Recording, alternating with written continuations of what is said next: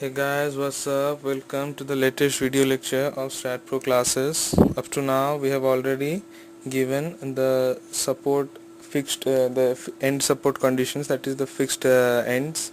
Now let's move towards the load definition. The most important part is the load definition. So for load definition you need to go to this load and definition tab.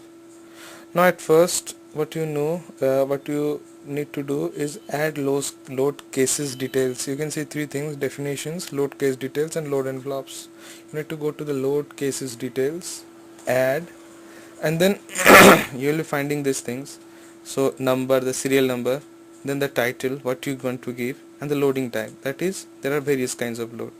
So the first thing you go for is now let's start up with the dead load only. That is the dead load, and give it as DL. Add.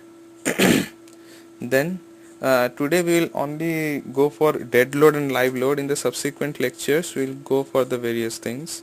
Now the dead load and then the live load, let us name it as LL. Add, close.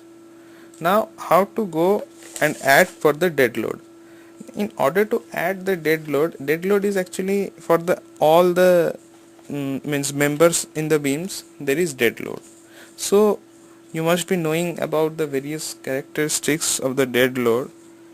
So in order to add the dead load, what you need to do, select dead load, add self weight. Dead load is what? Self weight, and it is in negative y direction. So add, close. Now what you need to do, self weight is assigned to all the members of the means all the members of the beams and columns. So for that what you need to do is assign to view, because it will be assigned to all. Assign, yes. So the self weight has been attached with each and every beam, because self weight will be coming to everybody. Fine. So after the self weight there will be some loads like the loads of the wall coming all over it, over the beams. So in order to, because those are also the dead loads, the loads of the wall coming over it, the finishing, the floor, the slab, these are all also the dead load. We haven't added the slabs and all till now. So for that what you need to do is DL, dead load only, this will be dead load only. Add,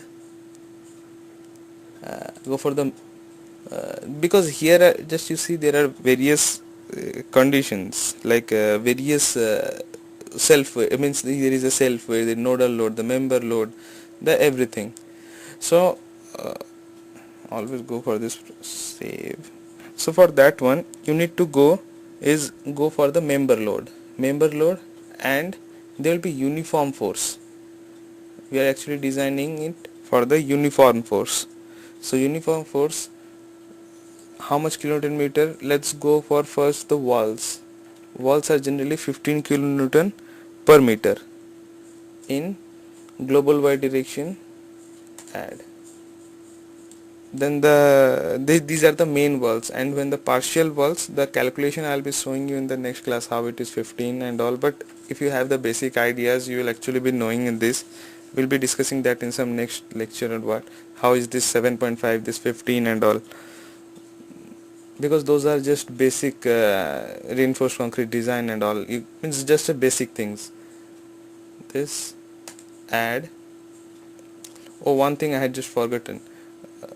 Okay, fine. The way I so this 7.5, but this 7.5, and then okay, let us add the beams. Oh, close. Delete. Now just see, I have added 7.5, but 7.5 will be in the negative y direction. So I need to edit it. In order to edit it, what I need to do is edit, give just a minus sign, change, close, and this one too, edit, give a minus sign, change, close. Now I need to assign this unit weight, this 15 kilonewton per meter, to all the beams in the outer section. Means what? I have to assign it in these outer walls. I have to assign all the 15 kilonewton meter.